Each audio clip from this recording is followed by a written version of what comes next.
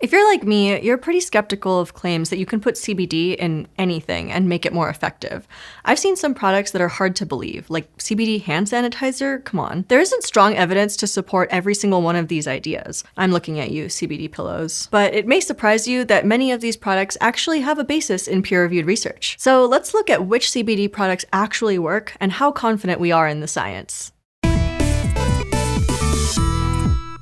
You probably know the cannabis plant because of the compounds it makes, called cannabinoids. The most abundant one, called tetrahydrocannabinol, or THC, is notorious for its psychoactive qualities, and may be responsible for that time you ate 3 large bags of Cheetos. But cannabis also has increasingly popular non-psychoactive compounds, like the second most abundant one, cannabidiol, or CBD. CBD is a compound in cannabis that doesn't get you high, so a lot of people look to it for herbal remedies with the added benefit of still being able to operate a forklift. That's one reason researchers have been so interested in studying CBD recently.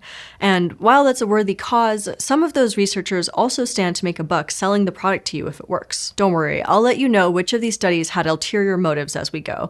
It's a good thing to keep in mind when you hear their incredible results. But on the other side of the coin is that they're the people most motivated to jump through the bureaucratic hoops to get the study done. At least someone is looking into the stuff. So for now, let's get out of the ethical weeds and into the science of CBD products. If you do a quick search online, you'll find many purveyors of CBD pillows.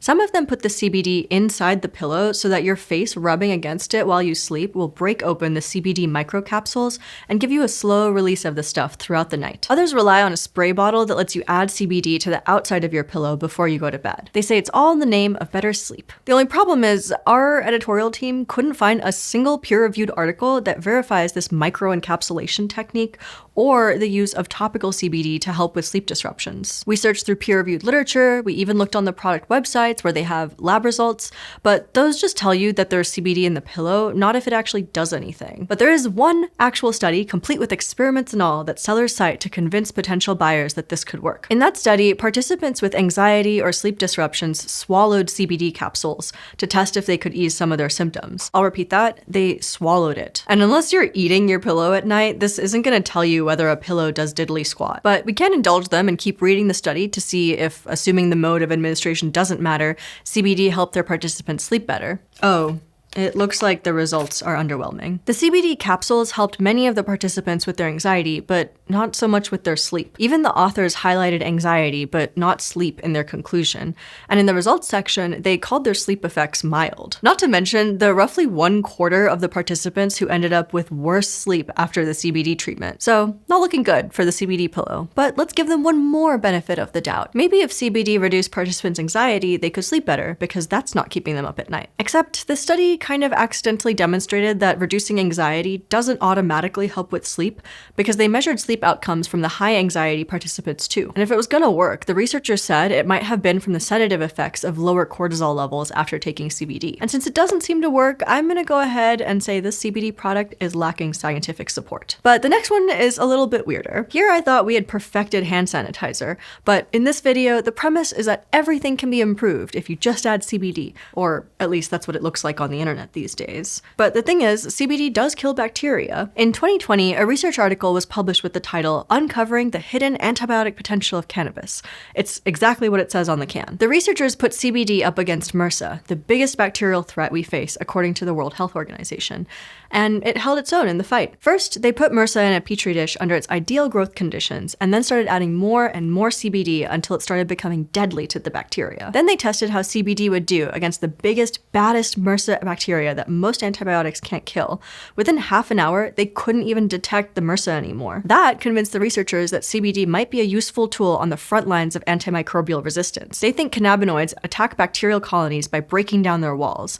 They infiltrate the cytoplasmic membrane so that bacteria can't form biofilms, which is pretty badass for a compound from a plant whose main claim to fame is making you melt into your couch. Now, several of the authors have applied for a patent to use cannabinoids to prevent and treat infections, so they were definitely motivated to find these results. But based on what other scientists are saying about cannabinoids and bacteria, I don't think they're overreaching. I'll give CBD hand sanitizer a solid maybe so far on the scale of whether or not research supports it. CBD definitely seems to kill bacteria, We just don't know how it works when combined with hand sanitizer compared to regular old hand sanitizer or on a human body. But if it might kill bacteria on your hands, maybe it can kill bacteria in your mouth too. The idea behind CBD mouthwash is pretty much the same as CBD hand sanitizer. If it's antibacterial, you can use it to remove bacteria from all sorts of places. So a 2020 study published in the Journal of Cannabis Research put CBD mouthwash to the test. Note that this is another one where the researchers developed a CBD-infused mouthwash, which is patent pending and partially funded the research. And they weren't testing how it works in the human body. Instead, they scraped plaque off of people's teeth and added CBD mouthwash to that delightful gunk in the lab. They found that it was equally as effective as the gold standard plaque tackler, chlorhexidine. So this one also has some evidence to support it. Not tested the way you'd actually use mouthwash, but pretty convincing. The good news is this next product really was tested the way you'd use it. According to a survey published in the American Holistic Veterinary Medical Association journal, dogs are given CBD pet treats way more than cats, and the most common reason is to help them through an illness diagnosed by their vet. Since the most common neurological condition in dogs is epilepsy, I'll focus on the anti-seizure claims. In a small 2022 study on family dogs with epilepsy, some dogs were given CBD and other dogs were given a placebo. All of them continued taking their regular anti-seizure medication throughout the experiment. After 12 weeks, the dogs that got placebos had an average of 5.8 seizures, while the dogs that got CBD had an average of 4.1. So the dogs taking CBD had fewer seizures. When they took CBD, 6 of the 14 dogs also ended up having half as many seizures as they used to. None of the placebo dogs could say that, and not just because dogs can't speak English. It's pretty cool that CBD did anything, but the dogs testing out CBD still very much had seizures, so it may not be as powerful of an effect as the researchers were hoping for, considering that they were on the board of a company that sells CBD treats and funded the study. And it might not even work as well as they suggested it does, because another similar study published a few years earlier from a different research group found less significant results. Don't get me wrong, CBD still reduced seizures in those dogs, but that 50% reduction that the other study was talking about, it was the same between the CBD and placebo groups. So how much CBD helps with dog seizures is still a little hazy. If it does turn out to be a big help in seizure reduction, it's probably because it binds to the dog's natural cannabinoid channels and reduces the amount of glutamate released into their system. Glutamate is one of the main brain chemicals that researchers have linked to epilepsy, and a lot of people use CBD as a therapy for their seizures. So the researchers giving CBD to dogs for their seizures might be onto something. The main caution is that dogs are not people, so if the dose isn't appropriate, they can get CBD poisoning. You also have to be careful not to give them something containing THC. So there's some real science here, but a lot is still up in the air. I'm gonna say CBD pet treats are solidly in the middle of being supported by science or not. Right now, it looks like it might be able to supplement anti-seizure medication, but not replace it. For that kind of effect, you might need to move on to this next CBD delivery method. Some people turn to CBD to clear up their acne. And now, if you have a lot of acne, that might just come down to your genetics, which doesn't seem like the kind of thing CBD can change, but here's how it might be able to help with even genetically predisposed stuff like acne vulgaris. Sometimes acne's origin story starts with bacteria, sometimes it starts in your genes, and sometimes it's kind of both. See, bacteria can trigger your inflammatory response and give you acne. That inflammation is caused by cytokines like interleukin-6. But studies have also found that people with acne more often have specific genetic variations in inflammatory genes like interleukin-6. So your interleukins are involved in giving you acne, and this process can be initiated by bacteria and genetic variations. And here's where CBD comes in. CBD is anti-inflammatory, so it can reduce the amount of interleukins you make. A small clinical trial from 2023 put it all together, first by testing human skin cultures and then testing it right on the skin of people with mild to moderate acne. The CBD stopped acne growth in a petri dish, reducing the overproduction of interleukins, and then also cleared up acne on people's faces. They continued the trial for 2 months, but about a third of the acne was already cleared up in the first month. So CBD acne cream seems pretty strongly supported by science to me. When it seems to work on real people and we have an idea of what's making it work under the surface, things are looking good.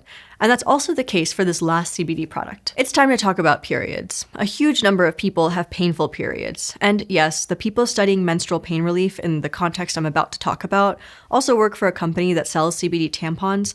But since it's such a prevalent problem, it's nice to think they're trying to find a solution. They think that CBD could help because the endocannabinoid system that CBD binds to in your body also controls pain. And since cannabinoids can bind to endocannabinoid receptors that are found throughout the uterus, they figured that putting CBD on a tampon might be an effective way to deliver this stuff directly where it needs to go to shut down the pain. So they put it to the test in a human trial published in 2024. In this study, 31 people used placebo tampons and 32 people used CBD-infused tampons. After using the CBD tampons, there was significant pain relief at the beginning of menstruation, when it's usually most painful, and only 2 CBD tampon users experienced any adverse effects, which sounds like CBD tampons can help relieve menstrual pain. Let that serve as the period on the end of this video. Now that we've looked through the literature on these unconventional CBD delivery methods, we have a better idea of what's been studied and what just sounds cool. And who knows, maybe the research to support CBD pillows just hasn't been published or done yet.